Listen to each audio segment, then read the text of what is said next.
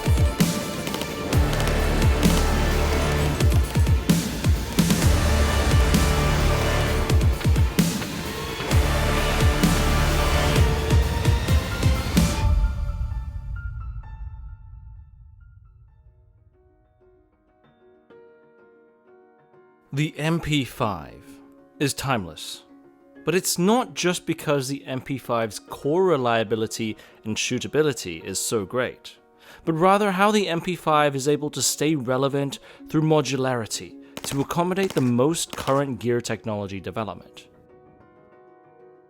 Welcome to 9-Hole Reviews. Today, we'll journey through time with the MP5 as our witness and explore the development of MP5 accessories, how the classic submachine gun stayed relatively unchanged at its core, but witnessed the development of fighting tactics from the 1970s to the 1990s legend in writing SWAT and CQB tactics, and all the way to the current day employment as a PDW in 2024. Because in some ways, the MP5 is more modular than the AR-15, as the MP5 and the G3 were designed with the explicit idea of it being modular. And yes, the AR-15 is modular with a massive aftermarket parts availability. But the MP5 system can go from a fully slicked out base model to accommodating the most modern accessory by pushing out pins and adding a base optic mount. Not many systems from its era are able to combine the toolless pushpin design and still balance the performance output as the MP5. The end user can take a base MP5k that can already slide in a small bag without any snag points and build it into a screaming Zoomer PDW that mates with the most modern 2024 developed enablers and still slide it into the same bag. Or take a 90s SWAT fixed stock MP5A4 and quickly outfit it to clear rooms like a mid-2000s GIGN operator. And for this, we're looking at 4 major components that can be stripped out and replaced with a more modern updates: the handguard, the pistol grip or fire control group, the stock, and finally the optical devices.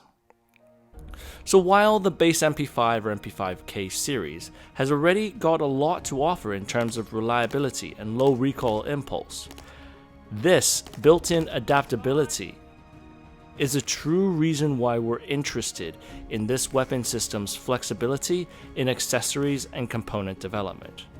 And as we go through the video, keep in mind that the MP5's manual of arms are different from the AR-15 or the AK, and therefore accessories that fit the MP5 are also different from what most people are used to.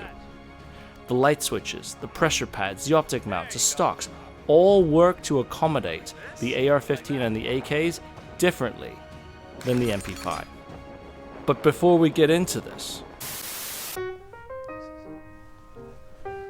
Hallo, This is a rolling object. Such an easy solution for weight bearing. Und the transfer of momentum. This concept is elegantly incorporated in some of these finest small arms in the world. Natürlich aus Deutschland. Now I hope you're enjoying the show so far. Shows like this, of course, they're brought to you by Slate Black Industries. But more importantly, we have the support of the patrons of Patreon und Utreon. That's right. This magnificent group of men and women, they support us financially, intellectually, but most importantly, emotionally. So today I'd like to invite you, come, join us, become one of us. Zusammen, we will conquer the world in small arms development. But if you cannot, we completely understand.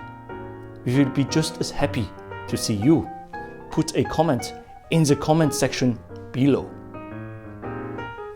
But I must say, for now, let's get on with it.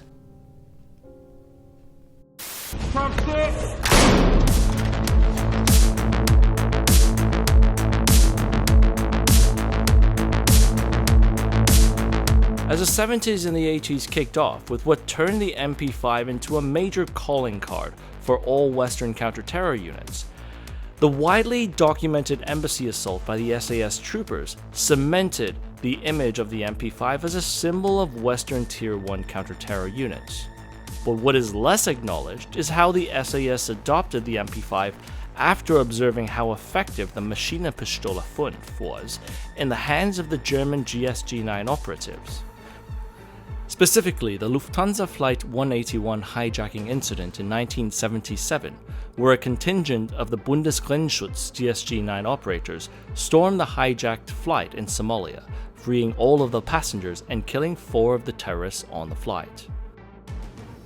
While this was only 5 years after the Munich terrorist attack, the West Germans were far better prepared this time. And as part of their training, the West German GSG-9 operatives had heavily pressed the MP5 into their service. Subsequently, the wide use of the MP5 had heavily influenced the British SAS to also adopt the MP5 in the first place. While they would use the slick MP5 for a general-purpose submachine gun, in some cases, the GSG-9 would also use their Hensoldt Firo Z24 optics to use the MP5 SD as a silent short-range sniper. And perhaps the most famous loadout from this era was a massive streamlight on the claw mount. We've actually done a video specifically on the claw mount light on the MP5, but the practice started with a GSG-9 and was most certainly made famous by the SAS. Now, the classic Maglite MP5 is activated with a remote pressure pad, which we did not have, but in practice, while the Maglite actually worked fine for illumination, with a light choked up in a focused beam, it actually worked as a reference aiming point for up-close CQB.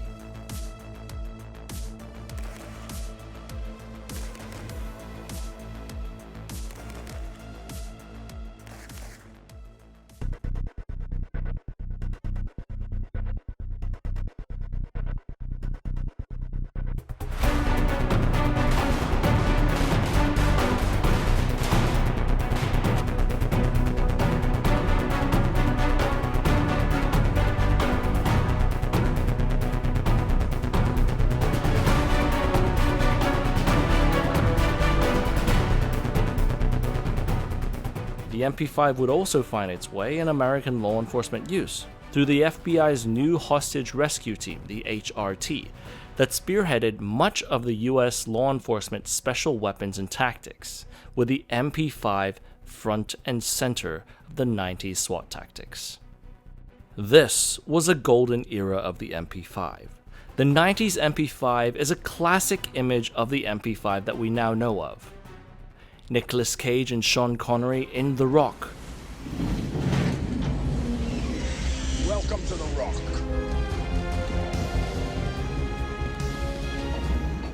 Bruce Willis in Die Hard 1, 2, and 3. Do you really think you have a chance against us, Mr. Cowboy? Yippee-ki-yay, Rainbow Six.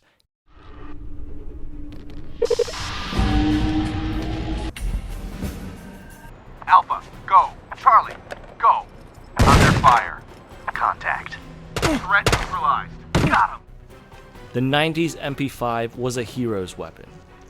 Heckler & Koch in the 90s was well aware of the MP5's image in the community, but also recognized that one of the major hurdles to increasing sales was to tackle the MP5's training curve issue.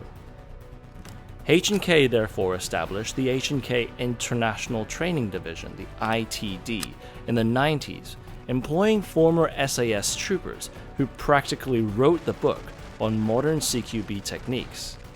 And this established itself as a premier training program for US law enforcement and SWAT units. The project was a resounding success, as the H&K ITD successfully contributed to new North American law enforcement optimized SWAT and CQB tactics, with the MP5 front and center. Any SWAT unit at this era worth its weight ran the MP5. And while in the 1980s, the HRT still used massive maglights on the top of the MP5, one of the most influential firearm accessories companies was taking root. A small California-based laser weapon product company called Laser Products would revolutionize the weapon light technology, a company that would later be renamed as Surefire. Laser Products took the existing MP5 wide handguard and modified it to house one of their own 6-volt weapon lights. Not only did this throw an impressive 65 lumens of light downrange in a compact package, but the activation was also a pressure pad exactly where the SWAT officer would be holding the weapon system. The full-size MP5 with a fixed stock and a Laser Product Model 628 light grip and a slick top became a classic image of the North American SWAT officer. And quite frankly, there's a reason why this had become a crowd favorite. Fixed stock MP5s are simply some of the easiest 9mm firearms to run in the field. The 90s system was a phenomenal balance between shootability, size, weight, and reliability. As a single package with the H&K 3-point sling, a compact and easily activated light, paired with the best CQB iron sights in its class, the 90s MP5 with a lighted forend became the icon in the pre-GWAT era of the MP5 for the elites in counterterrorism. If a SWAT officer needed to breach or corral friendlies, the fixed stock MP5 is also a very easy weapon to use single-handed. With a sling, the subgun even dangles exactly where one could tuck it under their shoulder. Tool for law enforcement officers. Single-hand usage is actually really nice with this stuff. Everyone is familiar with the image of the MP5 asking for the child to come, the Elian Gonzalez image, right? But can you, are you able to get this? I'm just gonna fire it single-handed.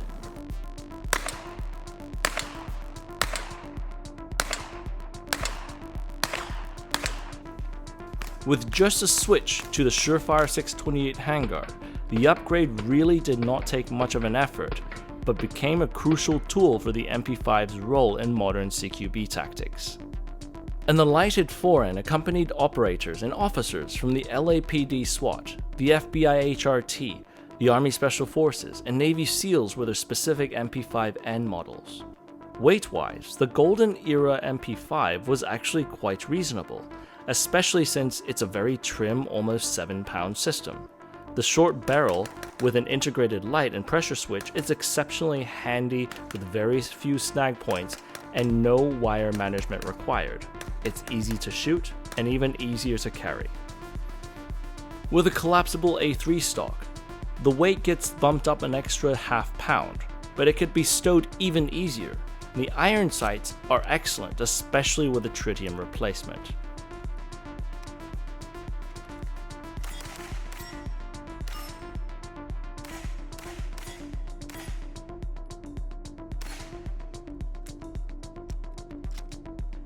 But one of the most notable 90s pushes for the MP5 was the H&K USA adaptation of the MP5k PDW for an Army Special Operations PDW requirement, taking the stockless MP5k and turning it into a PDW that was far more flexible with mission requirements, with one of the smallest footprints and one of the best suppressor hosts around.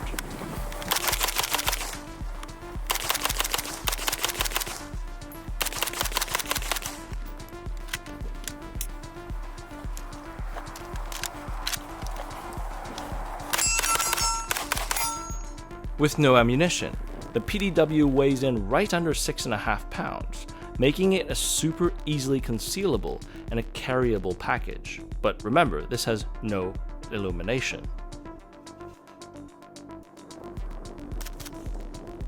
But we're going to come back to the MP5k PDW later on, because the 90s were drawing to an end, and with the next decade we see a different shift for the MP5's fate in the hands of operators.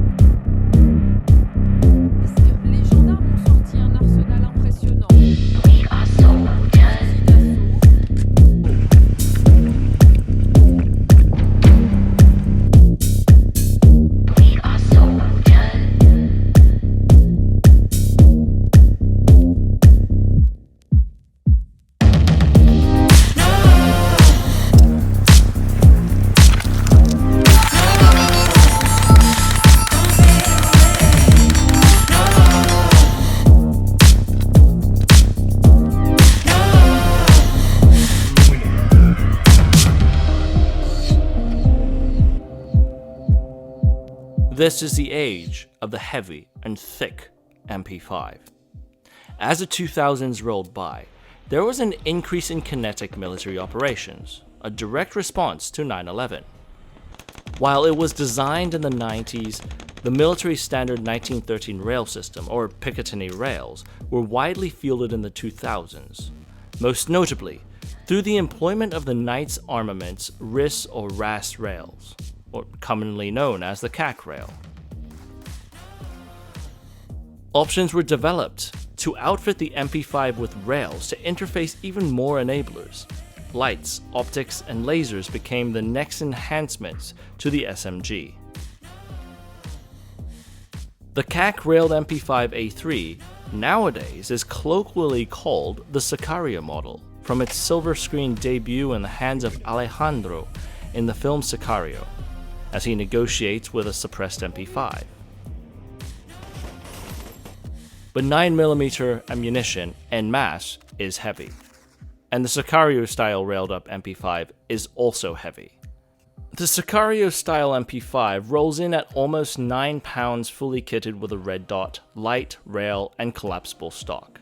It's easy to carry with an H&K 3-point sling, and as an added benefit to some people, the thick MP5 has its advantages when you need to fire it. This is the easiest configuration to drop round after round into a center cluster of a target, and it's also very easy to suppress. The 3-lug system on the MP5 was initially there for blank firing adapters, and then flash hiders, but more and more suppressor manufacturers started to adopt their suppressors to take advantage of the quick detach system. The 1913 rail system also means that we could easily update the most modern capabilities. But still keep in mind that the MP5's rail system layout does not correspond directly to the AR-15's manual of arms. For instance, most AR-15 trained shooters will want to place the pressure switch on the 12 o'clock, but on the MP5, this positively blocks a charging handle and you need to operate that for reloads. And through the years of shooting the railed MP5, we now recommend to put the pressure pad actually in between the rail sections on the 5 o'clock position, with activating just using your left pointer finger. Another benefit of the rail system is for non-restricted suppressor use, something that the 90s MP5 Surefire grip cannot do without an offset adapter lamp. Claw mounts were the original Pkwy way of mounting optics, and during this era, Knights developed its own optical interface for the CAC rail.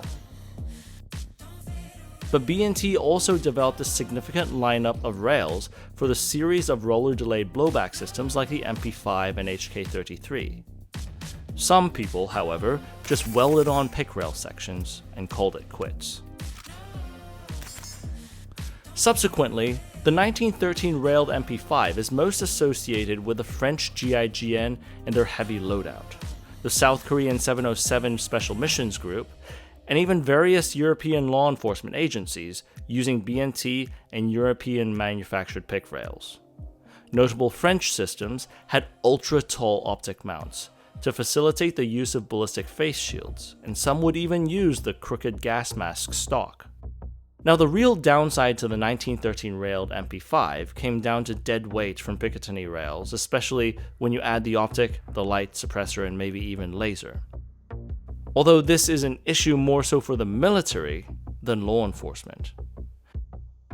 However, in the late 90s and the early 2000s, American law enforcement agencies became more and more skeptical of the 9mm lethality, so they started rolling out 10mm, 40 Smith & Wesson, or 45 with a UMP.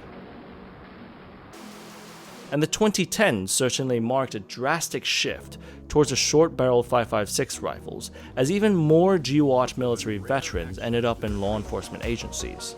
SWAT, the Special Weapons and Tactics, took a turn into using more generic and multi-purpose weapons like the M4 rather than specialized weapons.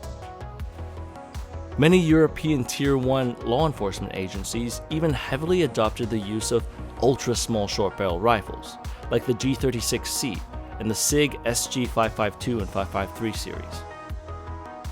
Some units started to consider the use of 300 Black in shortened-barreled AR-15s, since it could perform in both rifle and submachine gun capacity while maintaining the AR-15's framework, manual of arms, and magazine logistics.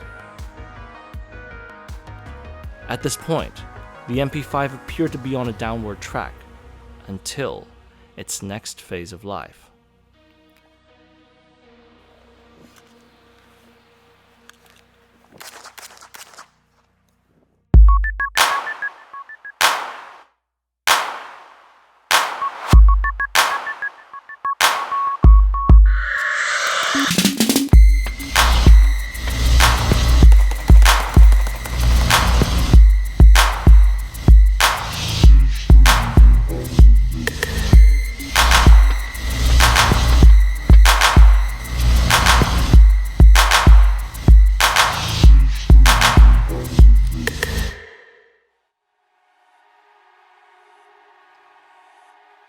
The late 2010s marked an unlikely change in the MP5's trajectory in North America, as many prophesied that the MP5 would finally fade into another page of weapons history books.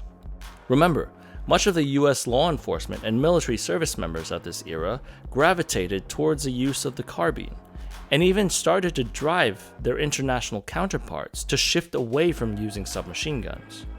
But one of the most powerful firearms developmental mechanisms was about to get tapped into. Hold on. The American civilian gun market. The civilian market for the MP5 exploded in the early 2020s. It first started with reliable MP5 domestic clones by PTR and Dakota Tactical, and also Turkish MKE imports through Zenith, POF imports, and finally H&K revamped its SP5 line to produce civilian MP5 clones out of Germany.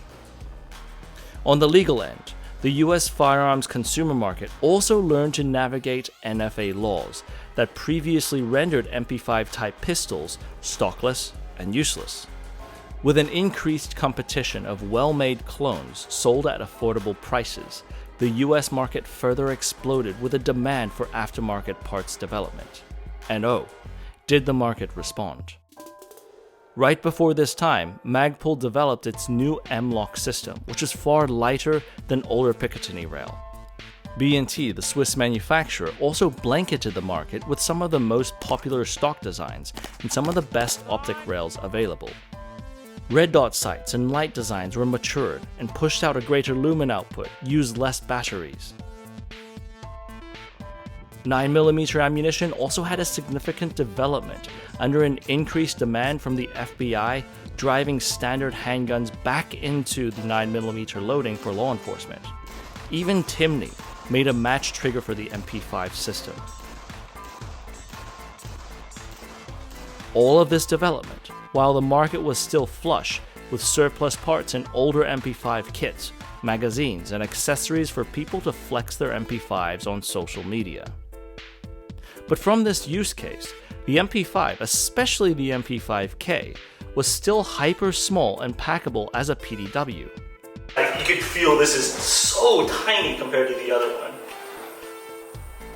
After all, despite people what would say about the 9mm's lethality, 15 to 30 rounds of 9mm into a chest-sized target at 25 meters doesn't care about ballistic arguments in the comments section.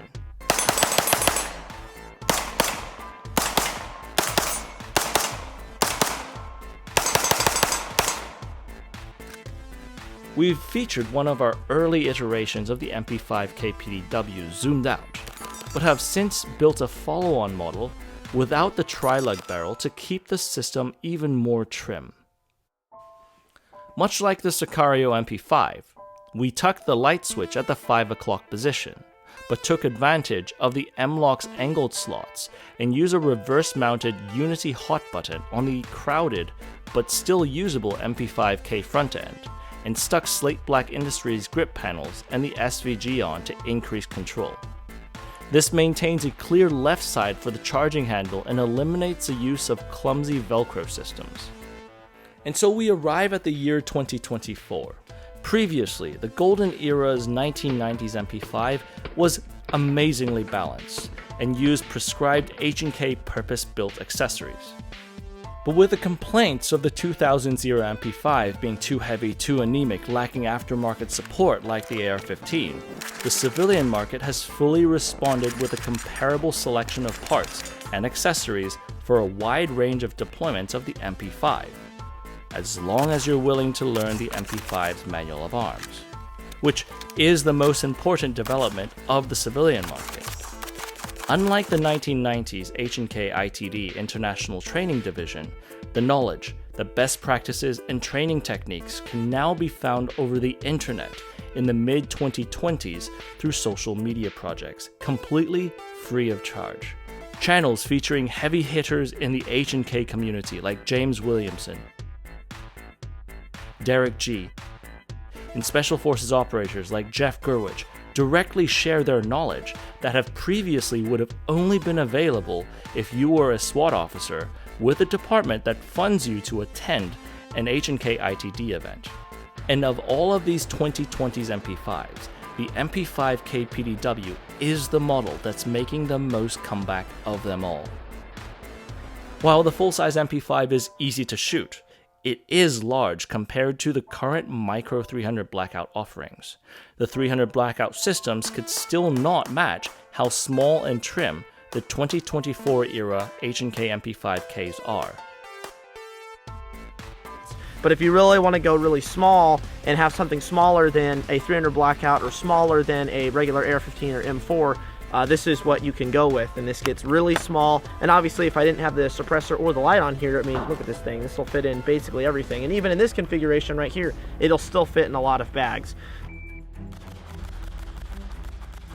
And these 2020s MP5Ks are a system with a light, red dot, and suppressor capable, and still significantly smaller than a 300 Blackout, and maintain multiple decades worth of surplus and new production parts to keep them running.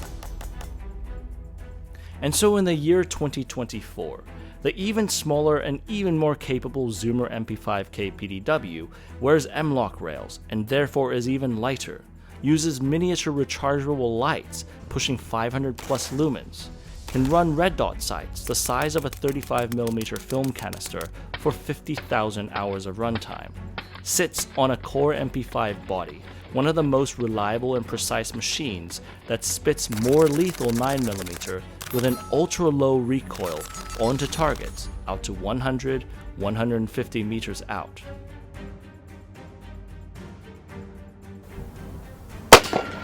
Impact head. Just off the right edge. Impact head. Impact chest. Impact right edge. I mean, 150 meters. Not terrible, eh? And this can be easily concealed in the space of a large frame pistol, like a laptop bag. The MP5k is a very viable option as a PDW.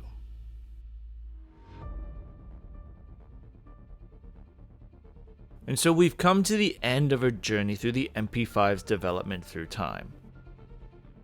And while some other classic Cold War firearms have had major changes to its design, like the modern AR-15 with its gas system, or the early AK's receiver manufacturing methods, the MP5 has had relatively minimal changes to its operating system.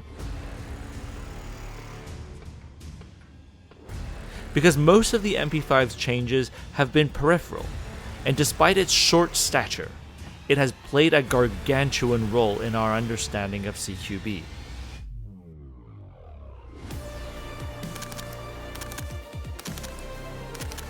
And of course, like the AR-15, the MP5 is hyper-modular from its current massive aftermarket options available. It can incorporate current capabilities and simultaneously still be able to be stripped down to an ultra-concealable base model package.